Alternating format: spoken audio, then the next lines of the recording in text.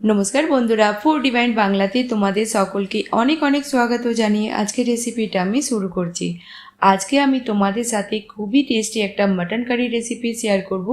এভাবে তোমরা একবার অবশ্যই বানিয়ে দেখো, আশা করছি ভালো লাগবে। আজকের রেসিপির জন্য আমি এখানে নিয়েছি 750 গ্রাম মাটন। মাটনে দিয়ে দেবো আমরা 1 চামচ Kashmiri red chilli powder, half চামচ হলুদ গুঁড়ো, 1 চামচ লবণ, দেব এখানে 1 চামচ আদা রসুনের পেস্ট, আর দিয়ে দেব এখানে হাফ চামচ ব্ল্যাক পেপার পাউডার, দিয়ে দেব এখানে 2 চামচ তেল। আর ভালো করে আমরা মাটনেতে মশলা মিক্স করে নেব। আর 1 ঘন্টা আমরা রেস্টে রাখবো, তারপর আমরা রেসিপিটা শুরু করব। দিয়ে দিলাম এখানে 3 চামচ দই। দই দেওয়ার পর আমরা আরও একবার মিক্স করে নেব। তোমাদের হাতে যদি টাইম থাকে তোমরা 1 ঘন্টার বেশিও ম্যারিনেট করে রাখতে পারো। তো ভালো করে আমি মিক্স করে নিলাম, 1 ঘন্টা রেখে দেব, তারপর আমরা রেসিপিটা শুরু করব। এবার আমরা একটা কড়াইতে নিয়ে নেব হাফ কাপ তেল। তেল যদি তোমাদের এখানে বেশি মনে হয় তোমরা কম করেও নিতে পারো। দিয়ে দেব এখানে আলু। তো আমি এখানে দেখো এইভাবে বড় বড় টুকরো করে আলু কেটে দিয়ে দিলাম। আলু তোমরা তোমাদের প্রয়োজন মতো এখানে কম বেশি করে নিতে পারো। দিয়ে দিলাম হাফ চামচ কাশ্মীরি রেড চিলি পাউডার আর 3-4 পিঞ্চ দিয়ে দেব হলুদ গুঁড়ো। আলুগুলোকে ভেজে নেব আলুর কালার চেঞ্জ হয়ে যাওয়া পর্যন্ত। 4-5 মিনিট আমি আলুগুলোকে ভেজে নিলাম, তুলে নেব আমরা। এবার দিয়ে দেব এখানে 1 চামচ গোটা জিরে, 4টে লবঙ্গ, 2টো ছোটো ইলাইচি, 1 টুকরো দালচিনি আর একটা তেজপাতাকে ছোট ছোট টুকরো করে দিয়ে দিলাম। দেব এখানে 3টে মিডিয়াম সাইজের পেঁয়াজকে পাতলা স্লাইস করে কেটে। পেঁয়াজকে আমরা ভেজে নেব পেঁয়াজের কালার চেঞ্জ হয়ে যাওয়া পর্যন্ত। পেঁয়াজ যখন আমাদের ভাজা হয়ে যাবে দিয়ে দেব 2 চামচ আদা রসুনের পেস্ট। 1 মিনিট আমরা আরও ভেজে নেব। আদা রসুন ভাজা হয়ে গেছে, দিয়ে দেব এখানে ড্রাই মশলা। 1 চামচ কাশ্মীরি রেড চিলি পাউডার, 1/4 চামচ হলুদ গুঁড়ো, জিরা পাউডার 1 চামচ আর ধনিয়া পাউডার দিয়ে দিলাম 2 চামচ, হাফ চামচ ব্ল্যাক পেপার পাউডার। মশলা দেওয়ার পর আমরা 1 মিনিট আরও ভেজে নেব।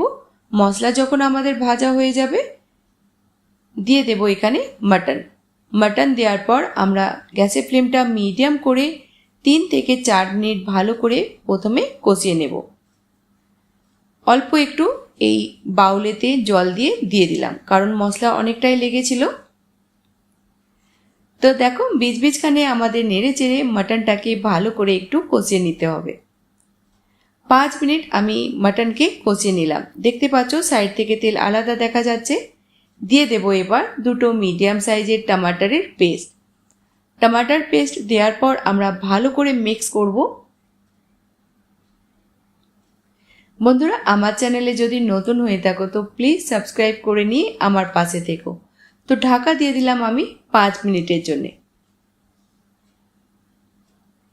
5-7 মিনিট পর আমি বীজখানে খুলে দুবার চেকও করে নিয়েছিলাম। একবার ভালো করে মিক্স করব।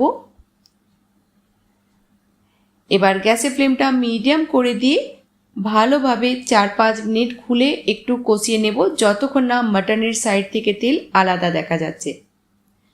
একদম নতুনভাবে আমি তোমাদের সাথে এই মাটন কারি রেসিপিটা শেয়ার করলাম। তোমরা একবার হলেও অন্তত বাড়িতে বানিয়ে দেখো, আশা করছি তোমাদের খুবই ভালো লাগবে। 4-5 মিনিট আমি খুলে মাটনটাকে কষিয়ে নিলাম। দেখতেই পাচ্ছ ভালোভাবে মাটন আমাদের কষানো হয়ে গেছে, সাইড থেকে তেল আলাদা দেখা যাচ্ছে। এবার আমরা কুকারেতে মাটনকে ট্রান্সফার করে নেব। তোমরা চাইলে মাটন কারিটা কড়াইতেও বানাতে পারো, কারণ এতে একটু বেশি টাইম লাগবে। তো আমি কুকারে ট্রান্সফার করে নেব। দিয়ে দিলাম প্রথমে আলু আর দিয়ে দেব এখানে মাটন। দেব এখানে গরম জল। তো কড়াইতে আমি 1.5 কাপ জল দিয়ে ভালো করে মশলাটা এখানে মিক্স করে দিয়ে দিলাম। জল তোমরা তোমাদের পছন্দ মতো অ্যাডজাস্ট করে নিও। এখানে যতটা ঝোল তোমরা পছন্দ করো ততটাই এখানে জল দিও। দিয়ে দেবো এখানে 1 চামচ গরম মশলা। ভালো করে মিক্স করব। গ্যাসের ফ্লেমটা মিডিয়াম করে দিয়ে আমরা 2টো সিটি আসা পর্যন্ত মাটনকে হতে দেব। 2টো সিটি আসার পর আমি গ্যাসের ফ্লেমটা বন্ধ করে দিয়ে 5 মিনিট পর কুকারটা খুলে নেব। আর দেখেই বুঝতে পারছো এটা খেতে কতটা টেস্টি হবে। দিয়ে দেব ধনে পাতা কুচি। আর আমাদের টেস্টি মাটন কারি তৈরি হয়ে গেল। আমরা সার্ভ করে নেব।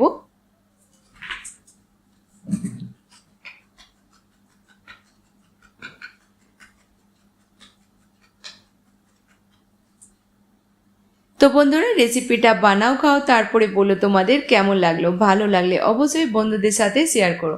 তো নতুন কোনো রেসিপির সঙ্গে আবার দেখা হবে। ততক্ষণ ভালো থেকো, সুস্থ থেকো।